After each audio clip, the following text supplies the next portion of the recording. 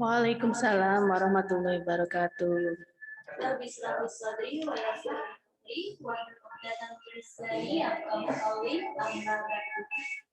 Puji syukur Allah SWT yang rahmat dan hidayahnya kepada kita semua sehingga kita dapat bertemu melalui Zoom dalam acara OTM kelas 1. Salawat serta salam kita haturkan kepada junjungan Nabi Muhammad SAW untuk keluarga beliau dan orang yang istiqomah dalam menjalankan sunat-sunatnya sampai akhir hidupnya. Ayah-ayah yang dirahmati Allah, untuk mempersingkat waktu sebelum acara UTM hari ini dibuka, maka perkenankan saya selaku pengamat acara untuk membacakan susunan acara sebagai berikut. Yang pertama adalah pembukaan, yang kedua materi yang akan disampaikan oleh Ustadzah kami dengan materi atau judul namanya Gaya dalam Belajar. Yang ketiga tanya jawab. Yang keempat penutup. Ayah Bunda, untuk mempersingkat waktu, marilah kita buka acara hari ini dengan basmalah bersama-sama dan dilanjutkan Al-Fatihah bersama-sama. Bismillahirrahmanirrahim. Alhamdulillahirabbil alamin. Arrahmanirrahim. Maliki yaumiddin. Iyyaka na'budu wa iyyaka nasta'in. Ihdinas siratal mustaqim. Siratal ladzina an'amta 'alaihim ghairil maghdubi 'alaihim waladdallin. Amin. Selanjutnya acara inti ya, acara yang kita tunggu-tunggu yaitu materi yang akan disampaikan oleh rekan saya yaitu Ustadzah Utami dengan materi mengenal gaya dalam belajar. Monggo Ustadzah Utami, saya persilahkan. Jazakillah khair kepada Ustadzah Ama yang sudah memberikan waktu dan kesempatan pada saya. Bismillahirrahmanirrahim. Assalamualaikum warahmatullahi wabarakatuh. Innal hamdalillah nahmaduhu wa nasta'inu wa nastaghfiru wa na'udzu billahi min sururi anfusina wa min sayyiati a'malina may yahdihillahu fala mudhillalah wa may yudlilhu fala hadiyallah. Asyhadu an la ilaha illallah wa asyhadu anna Muhammadan abduhu wa rasuluh la nabiyya ba'da.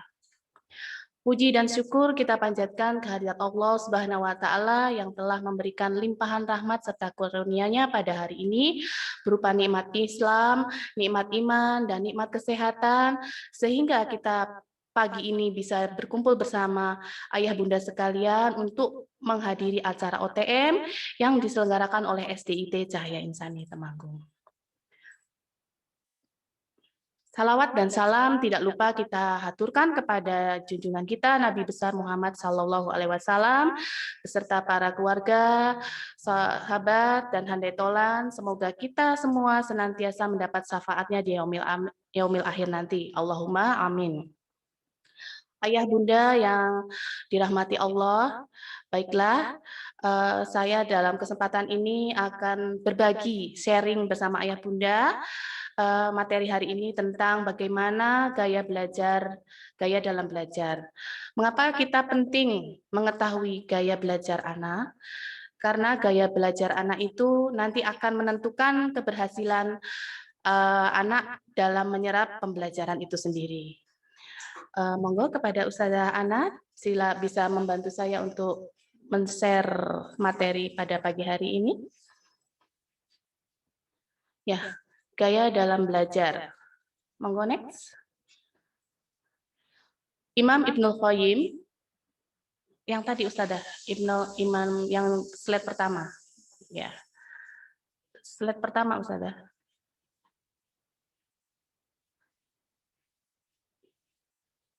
Bukan yang ini, yang pertama. Yang pertama. Ya, terima kasih. Ayah bunda ya rahimahukumullah, sebagaimana kita ketahui bersama dalam hadis riwayat Muslim disebutkan bahwa kita sebagai Muslim wajib menuntut ilmu. Kemudian dalam hadis riwayat Bukhari juga telah disampaikan di sana bahwa kita wajib menuntut ilmu dari buayan sampai ke liang lahat. Imam Ibnu Qayyim menyebutkan bahwa tahun adalah batang pohon, bulan-bulan adalah dahannya, hari-hari adalah ranting-rantingnya, jam-jam adalah daun-daunnya, dan nafas-nafas adalah buahnya. Barang siapa nafas-nafasnya untuk ketaatan, maka buah pohonnya adalah baik. Dan barang siapa nafas-nafasnya untuk kemaksiatan, maka buahnya adalah hanjal atau buah terpahit. Musim panennya adalah hari pembalasan. Pada saat panen itulah akan jelas mana buah yang manis dan mana buah yang pahit. Kira-kira ayah bunda, bagaimanakah buah dari umur kita sekarang ini? Apakah manis atau pahit? Next. Kita bisa belajar dari tradisi belajar para ulama salaf zaman dulu ya. Tradisi belajar membaca itu telah dilakukan oleh Imam Syafi'i. Seseorang pernah bertanya kepada Imam Syafi'i, "Hai Imam Syafi'i, bagaimana semangat Anda dalam menuntut ilmu?" Lalu Imam Syafi'i menjawab, "Ketika mendengar ilmu yang belum pernah saya dapatkan, seakan seluruh tubuh saya mempunyai telinga untuk mendengarnya." Lalu orang itu bertanya lagi kepada Imam Syafi'i, "Bagaimana kesungguhan Anda dalam mencari ilmu, hai Imam Syafi'i?" Imam Syafi'i menjawab, "Kesungguhan aku dalam menuntut ilmu itu layaknya seperti seorang ibu yang mencari anaknya yang hanya semata wayang, yang hilang entah kemana." Ayah bunda bisa bayangkan bahwa kalau kita hanya memiliki satu anak, ternyata anak itu hilang, maka betapa kita harus bersungguh-sungguh ya, rela mengorbankan harta, nyawa, dan segalanya untuk bisa menemukan anak kita yang semata wayang itu. Itulah perumpamaan dari kesungguhan oleh Imam Syafi'i. Tradisi belajar ulama salaf berikutnya adalah menulis. Dalam hal ini contohnya adalah Imam Al-Bukhari. Beliau selalu tidur di atas tikarnya. Beliau terlintas di benaknya sebuah masalah. Bila tidur, beliau bangun, lalu dari tidurnya ia mengambil korek api dan menyalakan lampu. Kemudian menulis hadis dan memberinya tanda. Ketika beliau menaruh kepalanya lagi untuk tidur, terlintas kembali di hatinya sebuah masalah. Sekali lagi beliau menyalakan lampu, kemudian menulis hadisnya, dan memberi tanda kembali. Hal ini beliau lakukan terus-menerus. Kira-kira itu sampai 15-20 kali dalam satu malam. Bayangkan kita kalau seperti itu mungkin tidak tidur ya, susah tidur. Tidak tidur dengan nyaman. Tapi ini dilakukan oleh Imam Al-Bukhari karena dia begitu semangatnya untuk menulis. Semangat membara ini akhirnya melahirkan kitab monumentalnya yang berjudul Sahih Bukhari yang menjadi rujukan kedua setelah Al-Quran setelah ditulisnya selama 16 tahun. Ulama salaf berikutnya yang patut kita jadikan contoh dalam belajar adalah Imam Al-Ghazali. Imam Al-Ghazali seorang ulama multidisiplin ilmu. Majelis pengajiannya dijuluki sebagai Majelis 300 Sorban Besar. Karyanya tersebar dalam berbagai fan ilmu. Yang paling fenomenal adalah Ihya Ulumuddin atau 4 jilid besar. Ulama berikutnya adalah Imam An-Nawawi. Beliau adalah seorang ulama yang menakjubkan. Ia wafat pada usia 45 tahun dan belum sempat berumah tangga. Tapi kitab yang ditulisnya beratus ribu halaman. Di antara karya yang terkenal adalah Al-Majmu dan Minhajut Thalibin, atau kitab fikih standar yang dipakai seluruh pesantren di Indonesia. Inilah ayah bunda sekelumit semangat membara para ulama salaf yang notabene tidak mengenal media pembelajaran canggih saat itu. Karena zaman dahulu belum ada yang namanya komputer, internet, infokus, dan mesin cetak. Mereka tidak mengerti sama sekali apa artinya kurikulum. Padahal kurikulum sekarang selalu berganti warna, layaknya seperti bunglon. yaitu dari CBSA ganti menjadi KBK, KBK menjadi KTSP, KTSP menjadi K13. Entah besok akan berganti apa lagi namanya. Nah, bagaimana dengan kondisi kita di era kontemporer dan teknologi canggih ini, Ayah Bunda? Berapa sudah judul buku yang telah kita hafal dan telaah? Berapa karya ilmiah yang telah kita lahirkan? Sudahkah? Logikanya, Ayah Bunda, dengan berbekal media serba look seperti itu, kita bisa menghasilkan ratusan kali lipat prestasi dibanding mereka, seharusnya. Tapi realitanya, kita justru ketinggalan jauh, ibarat jaraknya langit dan bumi. Akankah kita bangkit di tahun baru ini, Ayah Bunda? Jadilah seorang yang kakinya di bumi, tapi semangatnya menjulang di ketinggian langit. Melihat fenomena sekarang, banyak orang tua yang hanya sibuk membangun keterampilan dan kemampuan kognitif. Itu pun terkadang lebih dangkal lagi, yakni sekedar prestasi akademik yang kerap kali tidak menunjukkan kompetensi anak, melainkan hanya sekedar kemampuan mengerjakan soal. Betul kan, Ayah Bunda sekalian? Ya, lalu bagaimana solusinya? Apakah kita akan biarkan begitu saja? Kita lihat solusinya. Solusinya adalah mari kita bangun dalam diri anak kita semua, Ayah Bunda, yaitu budaya belajar. Budaya belajar yang bagaimana? Budaya belajar yang pilarnya adalah membaca. Khususnya membaca yang bertujuan, bukan membaca asal membaca. Membaca yang bertujuan atau purposive reading. Nah, ini mungkin sebagai sharing ya saya. Untuk anak saya yang pertama itu Mbak Dila, dari kecil TK itu dia sudah mulai hobi membaca, belajar membaca. Kemudian dia waktu TK itu senang sekali membaca buku KKPK, ya. Jadi ketika saya belikan pagi, dia minta pagi, saya belikan, kemudian satu malam itu selesai satu buku, padahal bukunya itu tebal sekali ya. Kemudian TK, KKPK sudah bosen, masuk SD, saya belikan, saya arahkan untuk lebih yang berpengetahuan ya, yang berbasis sains, itu saya kenalkan dengan majalah Kuak. Ini bukan promosi ya Bunda, hanya sharing aja ya.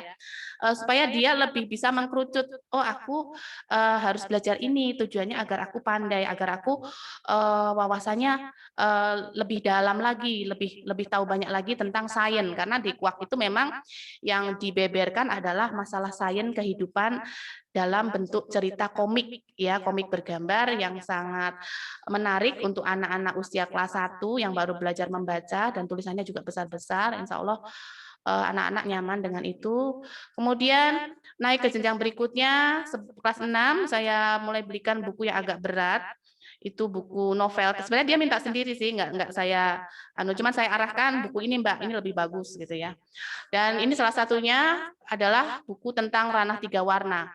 Di sini bukunya tentang menyinggung tentang masalah pesantren. Memang saya sengaja memberi stimulus ini agar dia tahu sedikit banyak tentang pesantren, sehingga nanti SMP-nya bisa masuk pondok pesantren. Dan alhamdulillah sekarang sudah terwujud, dia sudah masuk pondok pesantren, dan ini tahun ini alhamdulillah mau lulus. Next, Ustazah. Ketika SMA, pandemi kemarin dia sempat dipulangkan karena memang angka COVID tinggi. Lalu dia merasa jenuh. Di kejenuhannya itu dia bilang, "Mi, aku boleh ikut latihan penulis, menjadi seorang penulis?" Oh boleh, asal semuanya itu bernilai positif, saya dukung, seperti itu. Walaupun ya berbiaya juga, enggak masalah.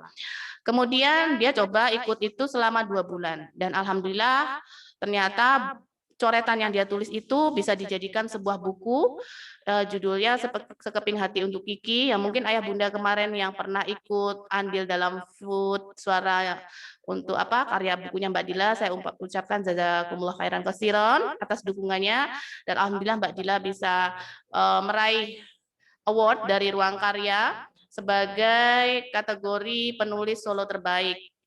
Itu saya juga tidak tahu dia bisa sejauh itu, ya alhamdulillah akhirnya hasilnya juga baik, karena memang tujuannya kita awalnya juga baik, ingin memberikan stimulus kepada anak. Itu tadi purpose reading ya, jadi membaca yang bertujuan seperti itu. Jadi jangan memberikan konsumsi buku yang asal saja, kita harus telaah dulu isinya, baru kita kasih ke anak, karena nanti akan efeknya jangka panjangnya seperti itu, positif atau negatif. Kembali ke materi, Untuk bagaimana solusi mempelajari bagaimana kita bisa belajar dengan baik, yang pertama itu ada effective learning, kemudian speed reading, effective writing, dan creative thinking. Effective learning, langkah-langkahnya pertama, kita niatkan Iqra bismi rabbika, ya, membaca dengan nama Tuhanmu. Kemudian yang kedua adalah merencanakan belajar. Yang ketiga ambak. Ambak itu maksudnya adalah apa manfaat bagiku? Apa manfaat bagi kita kalau kita membaca buku ini? Seperti itu ya. Yang kemudian yang keempat adalah temukan gaya belajar kita. Karena setiap individu itu mempunyai gaya belajar yang berbeda. Yang kemudian lagi selanjutnya adalah ketahui gaya berpikir kita. Yang keenam, menata lingkungan belajar agar menyenangkan. Ya. Yang ketujuh adalah optimalkan memori. Lanjut. Next, ya. Iqra bismi rabbika. Di sini langkah-langkahnya adalah ketika kita mau belajar, luruskan dulu niat kita dalam belajar, ya Bunda, Ayah. Belajar itu kita niatkan sebagai ibadah. Ibadah adalah sesungguhnya orang-orang berilmu ditinggikan derajatnya oleh Allah Subhanahu wa taala. Dan gunakan kecerdasan spiritual saat kita belajar.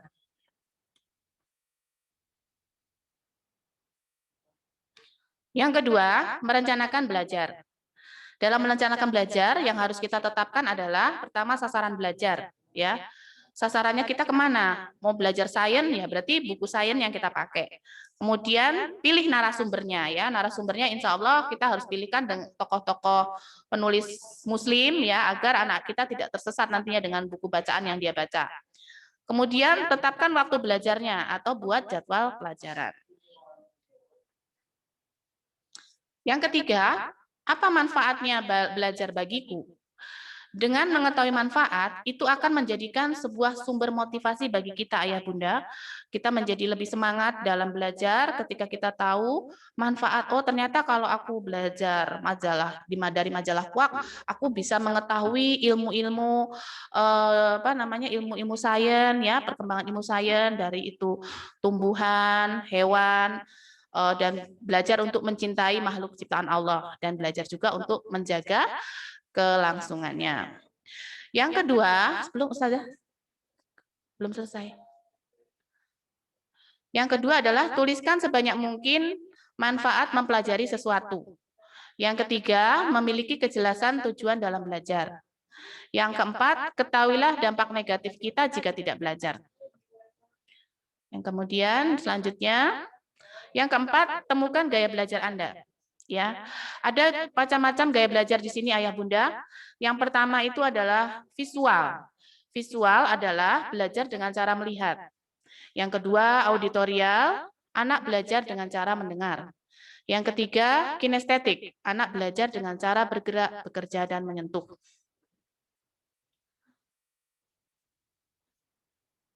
Lagi, atasnya ada lagi. Gaya belajar, pengertian gaya belajar Ayah Bunda adalah cara setiap anak untuk berkonsentrasi, memproses, dan menyimpan informasi yang baru dan sulit. Next.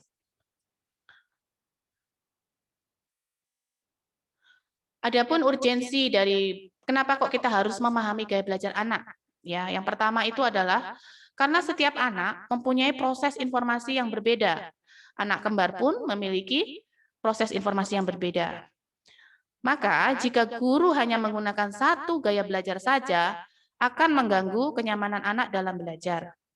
Dan jika siswa hanya diajarkan dengan satu gaya belajar saja, mungkin akan kehilangan ketangkasan mental untuk berpikir dengan cara yang berbeda. Maka guru harus memenuhi kebutuhan belajar dari semua macam gaya belajar anak yang ada di kelasnya. Next.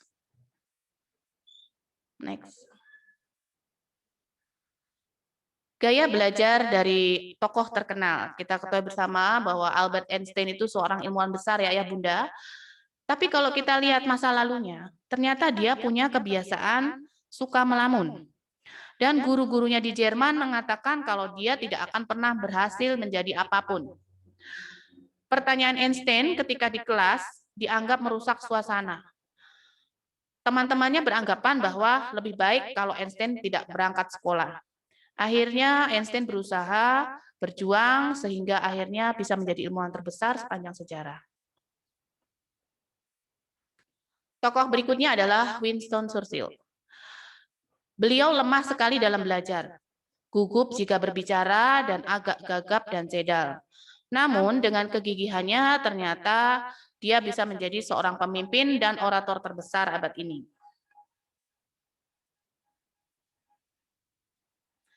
Tokoh yang berikutnya adalah Thomas Alva Edison. Thomas dulu sering dihukum di sekolah. Dia dianggap anak nakal. Kalau bertanya dianggap melecehkan guru. Dan dia dikeluarkan dari sekolah.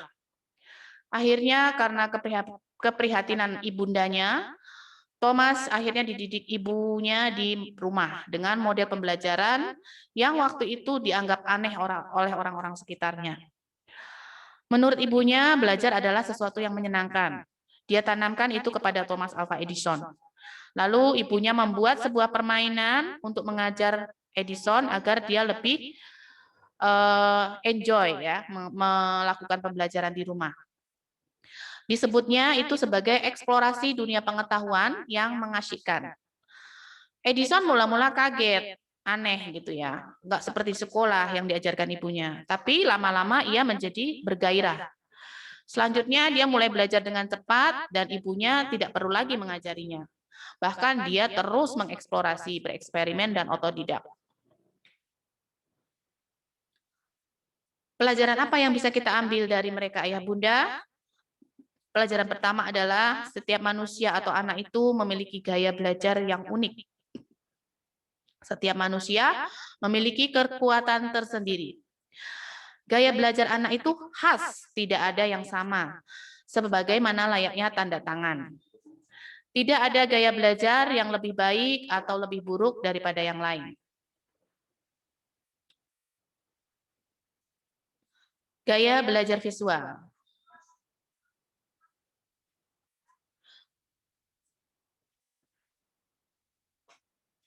Judulnya.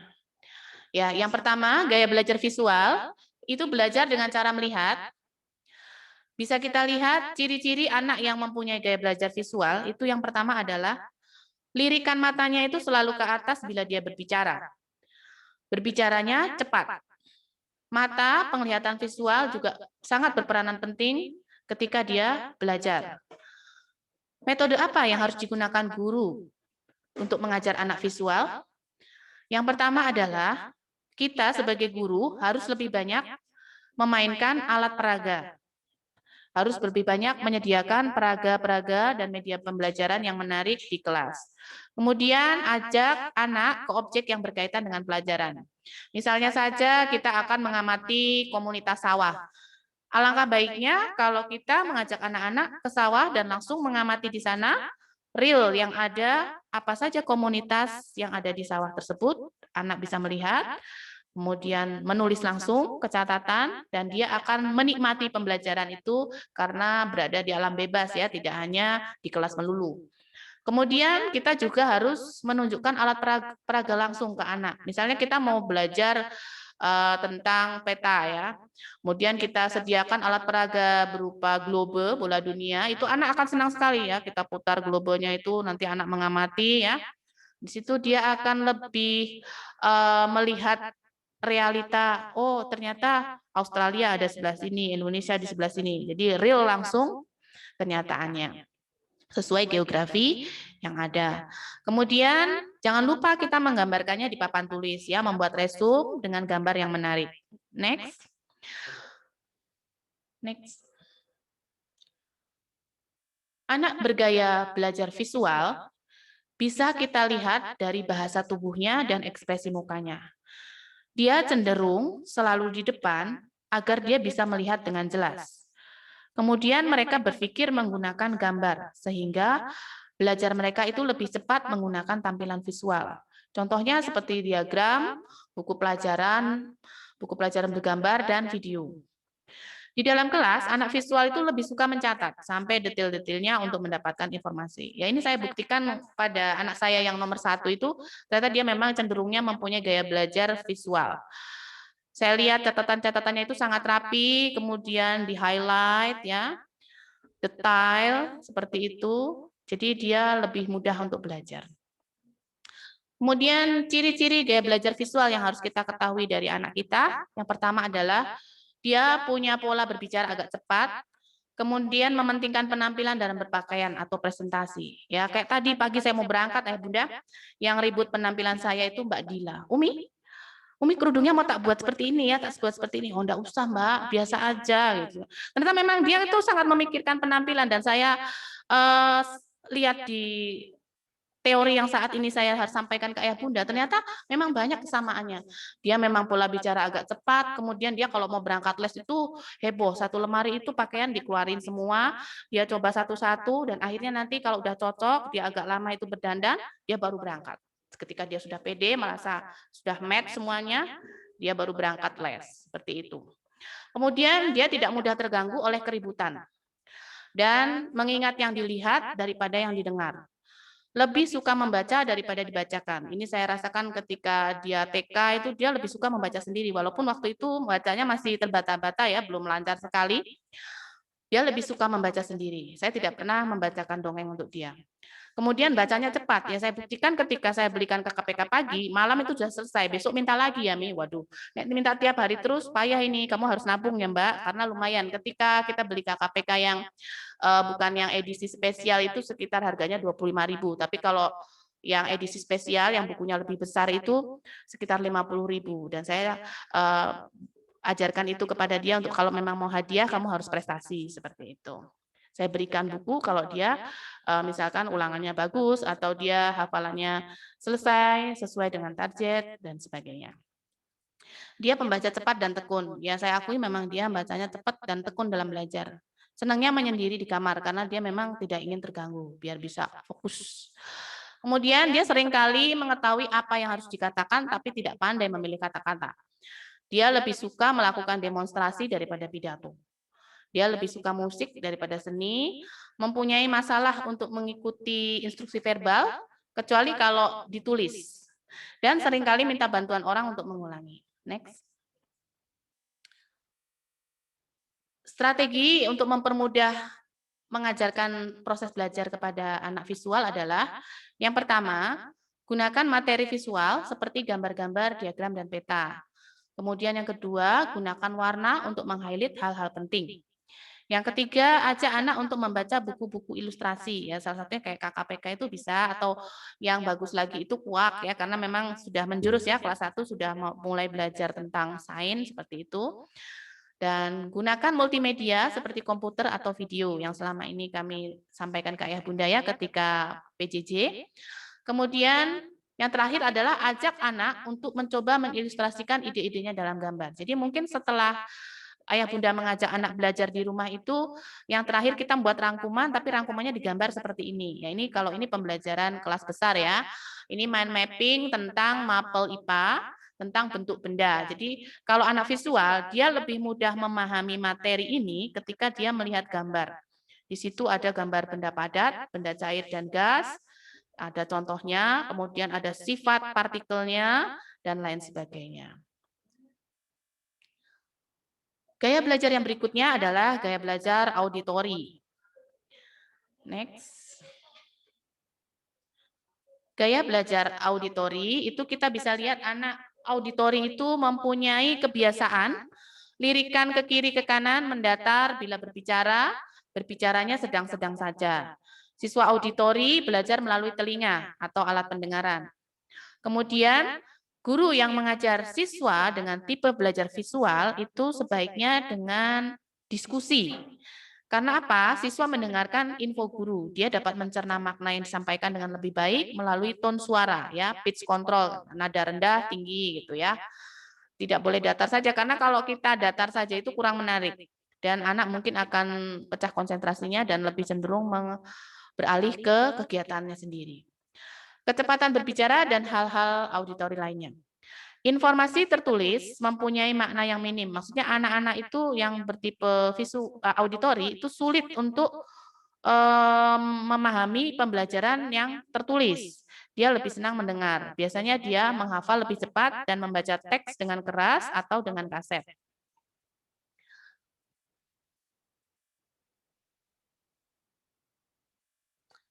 Yang kemudian adalah ciri-ciri gaya belajar anak auditori. Anak auditori itu mempunyai gaya saat bekerja, dia suka sekali berbicara kepada dirinya sendiri. Jadi kalau baca tuh remimil gitu ya, sama bunyi otak terbagi dan gitu ya. Terus penampilannya rapi, mudah terganggu oleh keributan. Belajar dengan mendengarkan dan mengingat apa yang didiskusikan daripada yang dilihat. Senang membaca dengan keras dan mendengarkan. Menggerakkan bibir dan mengucapkan tulisan di buku ketika membaca. Biasanya ia pembicara yang fasih. Lebih pandai mengeja dengan keras daripada menulis. Lebih suka gurauan lisan daripada membaca komik. Mempunyai masalah dengan pekerjaan yang melibatkan visual. Berbicara dalam irama yang terpola, dapat mengulangi kembali dan menirukan nada berirama dan warna suara. Ya, adapun strategi untuk mempermudah proses belajar anak auditori, yang pertama adalah ajak anak untuk ikut berpartisipasi dalam diskusi, baik di kelas maupun di dalam keluarga. Kemudian, dorong anak untuk membaca materi pelajaran dengan keras. Yang ketiga, gunakan musik untuk mengajarkan anak. Yang keempat, diskusikan ide dengan anak secara verbal. Dan yang terakhir, biarkan anak merekam materi pembelajarannya ke dalam kaset dan dorong dia untuk mendengarkannya sebelum tidur. Gaya belajar yang berikutnya adalah gaya belajar kinestetik, ya. Gaya belajar kinestetik itu dengan gerak, ya, aktivitas mereka tidak bisa kalau hanya dengan duduk manis, diam di tempat, lalu membaca. Karena gaya belajar kinestetik itu, dia itu cenderungnya anak lebih banyak bergerak, bekerja dengan menyentuh. Ciri-cirinya anak kinestetik itu lirikan ke bawah bila berbicara. Terus berbicara lebih lambat. Belajarnya melalui bergerak, menyentuh, dan melakukan sesuatu. Sulit untuk diajak duduk diam lama karena keinginan beraktivitas dan eksplorasinya sangat kuat. Nah, ini anak saya yang ketiga banget, ini memang dia kinestetik banget karena dia ketika mau UAS atau PTS itu saya ajak duduk diam untuk membaca, duduk anteng menyimak saya itu dia enggak betah. Dia hanya tahan sekitar 10-15 menit untuk belajar. Maka kita harus lebih bersabar untuk anak-anak yang punya gaya belajar kinestetik.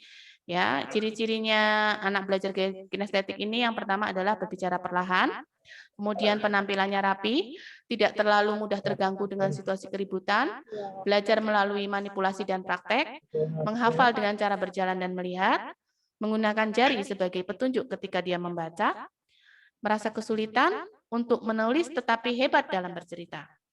Anak saya yang ketiga ini senang sekali dia bercerita ya. Daripada dia harus menuliskan sesuatu, melakukan tugas dengan menulis itu dia sangat tidak nyaman. Kemudian dia menyukai buku dan mencerminkan aksi dengan gerakan tubuhnya saat membaca. Ya, jadi karena memang anak kinestetik ketika dia membaca sebuah teks dan teks itu ada aksi di situ menendang atau jatuh, dia akan praktekkan itu dengan sendirinya. Kemudian dia lebih menyukai permainan yang menyibukkan. Ya, anaknya itu senang utak-utik ya. Jadi senang sibuk ya. Entah nanti sepedanya dipreteli, entah nanti dia ngajak teman-temannya, siapa yang mau sepedanya dibetulin saya," katanya gitu. Anak saya seperti itu kalau main. Jadi ketika teman-temannya main ke rumah, dia memimpin teman-temannya, "Yuk sekarang kita buat apa namanya, mobil-mobilan dari kardus." Nanti dia bagi itu kardus satu-satu ke temannya, terus temannya dibekali gunting satu-satu, lalu dia mengarahkan di situ kayak ngajar gitu ayah bunda. "Ih, kita buat bis sekarang, bis nanti dia print itu gambar bisnya, teman-temannya suruh jiplak, digunting itu motif mobil, kemudian nanti ditempel." Dia senang sekali bisa mengajak temannya untuk membuat mobil dan nanti mobilnya itu dijual sama dia, kreatifnya gitu. Jadi nanti dia buka kayak toko gitu di pinggir jalan dekat perumahan itu, nanti dia tawarkan itu hasil kerjanya dengan teman-teman, nanti hasilnya dibagi 2 seperti itu. Unik memang anak saya yang ketiga. Dia tidak dapat mengingat geografi kecuali pernah di tempat itu dan menyentuh orang untuk mendapatkan perhatiannya. Ini dia senang ganggu. Karena dia senang sekali mendapat perhatian. Jadi makanya anak yang kinestetik ketika di kelas itu dia senang kalau kita ngelihatnya, "Oh, kamu kok ganggu temannya terus." Padahal dia tuh nyolek temannya itu dia karena dia ingin mendapat perhatian seperti itu ya. Salah, itu memang sudah dorongan dari dalam untuk jawil temennya supaya temennya itu memperhatikan dia. Jadi kalau di rumah mungkin dia melakukan hal seperti itu, jangan dimarahi ayah bunda ya. Jadi mungkin bisa kita justru lebih memahaminya, memang dia memang karakternya seperti itu. Kemudian menggunakan kata-kata yang mengandung aksi. Dan yang berikutnya, strategi yang bagaimana yang harus kita gunakan untuk mempermudah gaya belajar anak kinestetik ini. Yang pertama, jangan paksakan anak untuk belajar sampai berjam-jam, ya nggak betah dia. Terus juga percuma saja, pembelajarannya tidak akan masuk. Yang kedua, ajak anak belajar sambil eksplorasi lingkungan. Ajak dia baca sambil bersepeda, gunakan objek sesungguhnya untuk belajar konsep baru.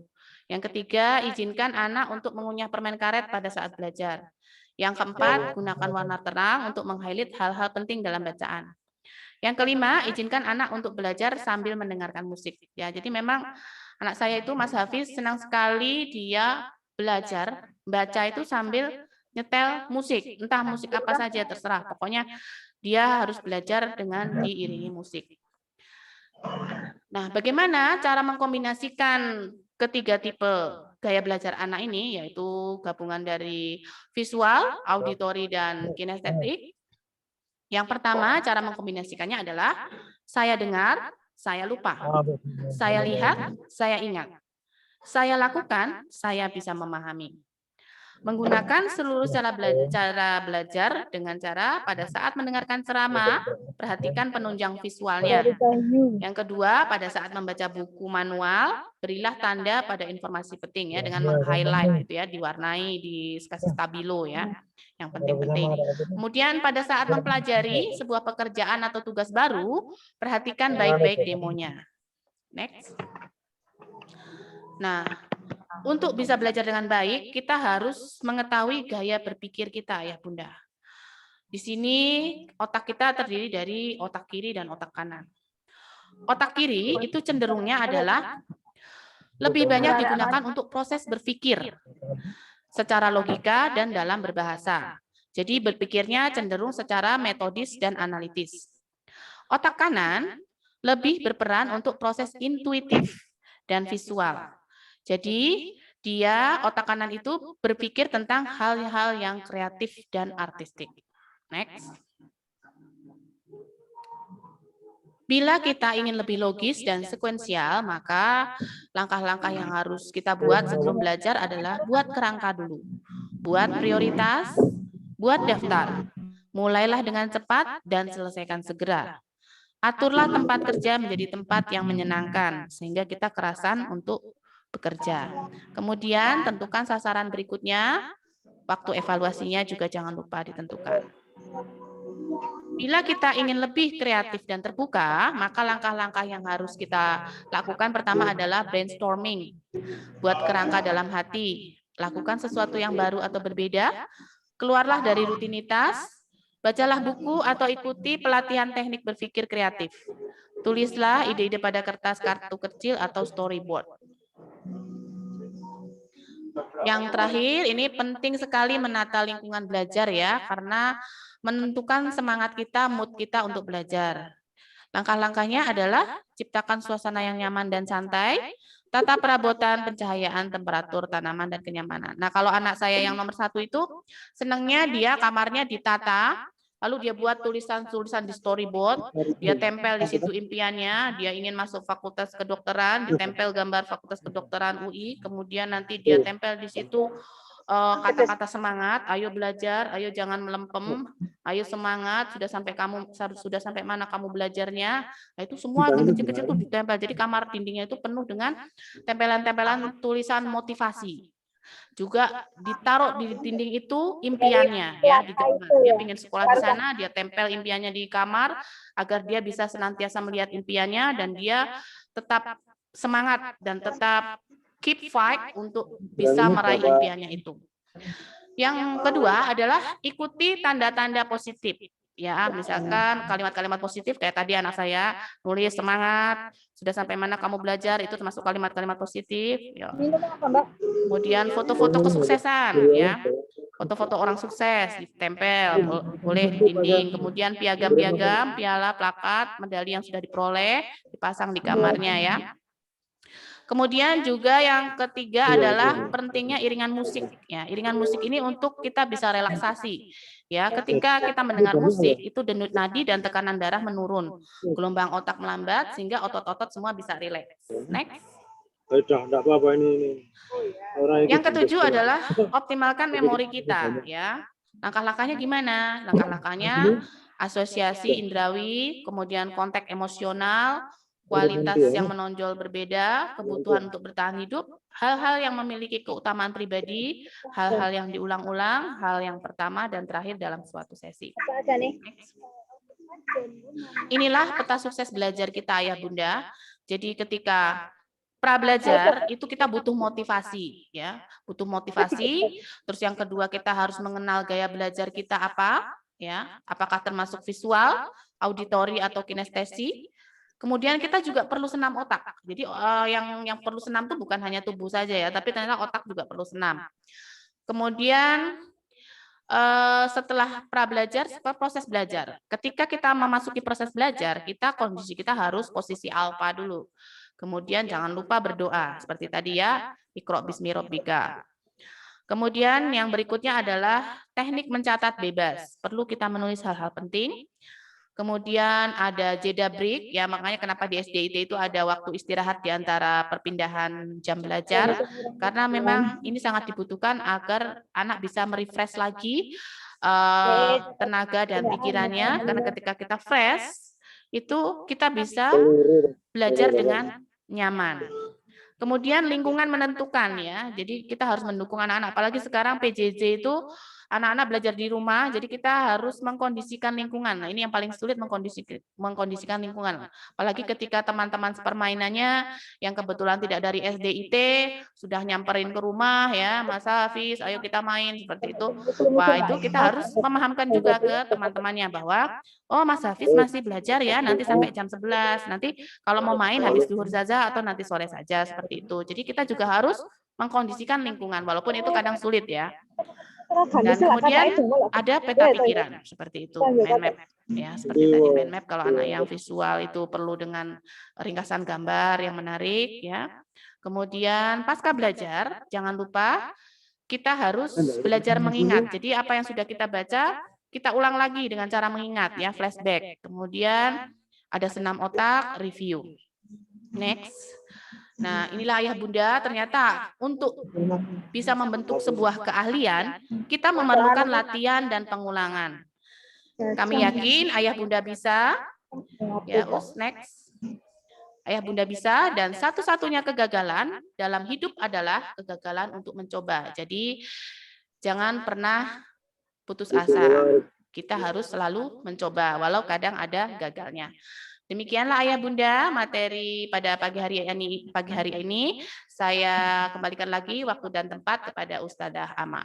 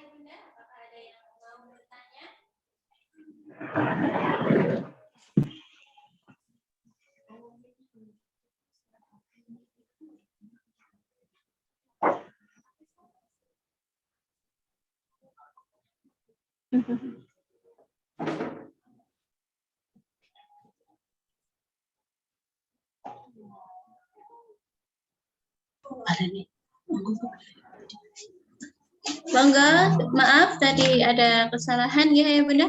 Monggo Ayah Bunda bisa ini dibuka pertanyaan ya. Saya batasi dengan 2 pertanyaan. Monggo Ayah Bunda silakan bertanya. Kami buka dengan 2 pertanyaan.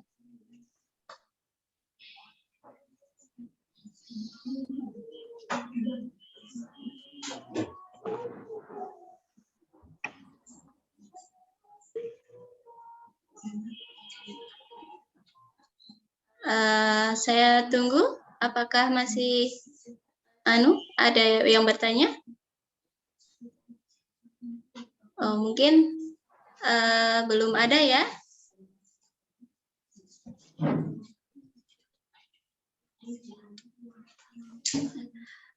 Mungkin saya tutup ya. Nanti kalau ada pertanyaan silahkan WA di di kelas masing-masing ya. Nah, kita tutup ya.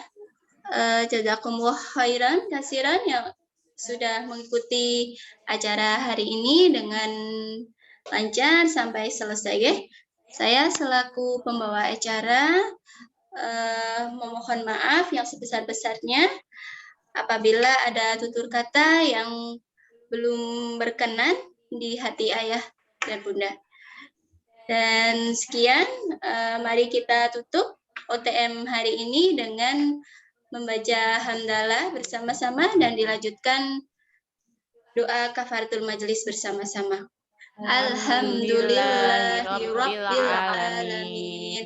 Subhanakallahumma wa bihamdika asyhadu an la ilaha illa anta astaghfiruka wa atubu ilaik. Walhamdulillahirabbil alamin. Sekian dari saya, billahi taufik wal hidayah wa ridho wal inayah. Wassalamualaikum warahmatullahi wabarakatuh. Waalaikumsalam warahmatullahi wabarakatuh.